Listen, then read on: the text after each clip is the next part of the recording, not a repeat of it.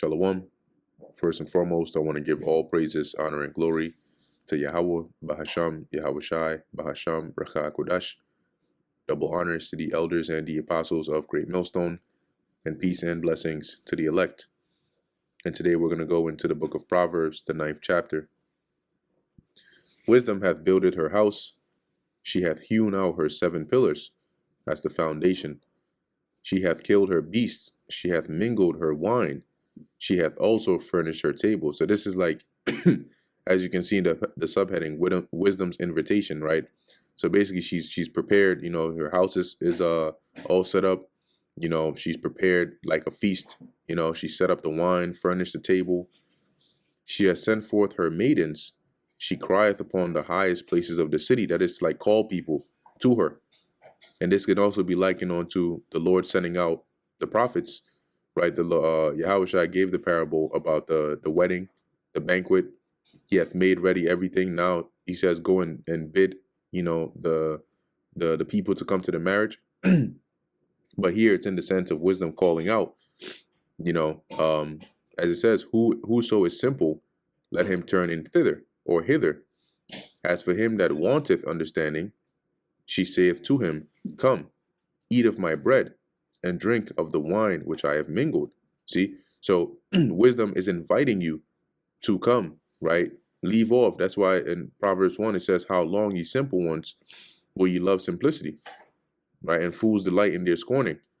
So whoso is simple, who is lacking wisdom, come to the house of wisdom, right? And come and gain understanding. And who is this she, right? How is wisdom saying this to them?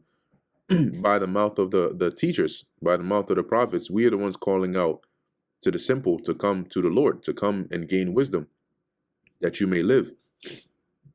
Verse 6, forsake the foolish and live, and go in the way of understanding, right? Leave off from that foolish way of life, you know, that vain lifestyle, that you may live, and go in the way of understanding, okay, that you may progress, you know, living a life of understanding, abstaining from wicked ways as from filth. He that reproveth a scorner getteth to himself shame, and he that rebuketh a wicked man getteth himself a blot. Because if you reprove a scorner, what are they going to do in return? Are they going to appreciate you? No. They're gonna backbite, you know, against you. They're going to insult you. It's going to be like you're getting repaid with evil for doing good. And likewise, if you rebuke a wicked person, as it says, he getteth himself a blot. Let's look at that word blot. And it's not going to be appreciation. I can tell you that. A blemish, a physical defect. Okay, that's you know, imagine you go. I'll give you a carnal example. Imagine you go to the hood trying to rebuke somebody that's smoking a blunt. You know, like, hey, you really shouldn't be doing that. You know what energy you're gonna get? Who the F are you? Who the hell are you to come here telling me what I can and cannot do? And they might lay hands on you for trying to lead them down the right path. See, reprove not a scorner, lest he hate thee. Rebuke a wise man, and he will love thee. Because when you reprove a scorner, they don't have wisdom to know that you are doing good to them. They think you're trying to get at them. You know, this person's trying to get at me. You're trying to tell me what to do. You're trying to control me. And they're gonna hate you for it. This guy's always pointing out what I've done wrong or what I'm not doing right, rather than looking at it as a means of correction from the standpoint of love. A wise man understands that. And so when you rebuke a wise man, as it says, he will love thee. Why? Because he sees hey, you're pointing out my faults that if I change and I fix will make me better. So I appreciate that. Verse 9, give instruction to a wise man, and he will be yet wiser. See? Because when you instruct a wise man, you know, on whether it's something that he can improve on, or, you know, something new, something he doesn't know, he's going to take that. He's going to learn that. If it's constructive criticism, he's going to appreciate that. He's going to use that, and he's going to gain more wisdom. He's going to get wiser. He's wiser now than yesterday, because something new has been pointed out to him now. Teach a just man, and he will increase in learning, because they will receive what it is you're teaching them. The fear of the Lord Yahweh is the beginning of wisdom, and the knowledge of the holy is understanding.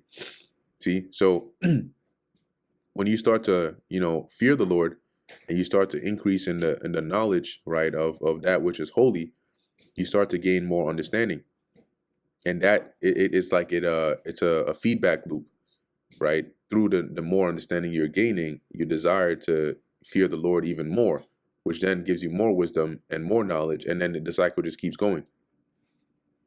For by me thy days shall be multiplied, and the years of thy life shall be increased. Okay, and how is that? By who? By wisdom. Because once again, like I explained before, people's lives are cut short because of the unwise things and deeds that they do. So what would be the inverse of that, right? If you follow after the footsteps of righteousness and you live a life in wisdom, you are going to have, as it says, your days be multiplied. You're going to live longer, and the years of thy life shall be increased. It's saying the same thing in another way. If thou be wise, thou shalt be wise for thyself. But if thou scornest, thou alone shalt bear it. Let's read that in the NLT. If you become wise, you will be the one to benefit. If you scorn wisdom, you will be the one to suffer. Right, and that's it. You do it to yourself. Right, you reap what you sow.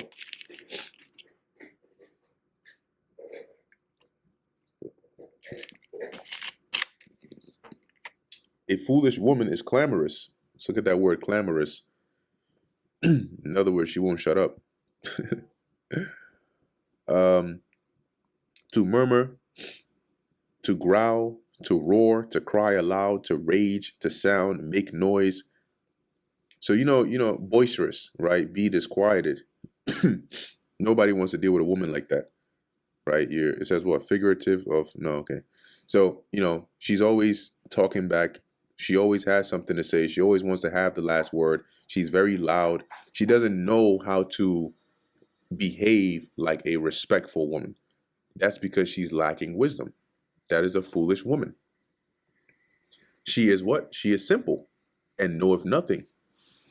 For she sitteth at the door of her house on a seat in the high places of the city, to call passengers who go right on their ways. That is to basically call out to people that she can get into her grasp, right? So this is metaphorical speak, right? But she's sitting at the door of her house, right outside her house, on the street in the high places of the city, right, where passerbys, right, people are passing by, so she can call out to see who she can take for a prey. Whoso is simple, let him turn in hither.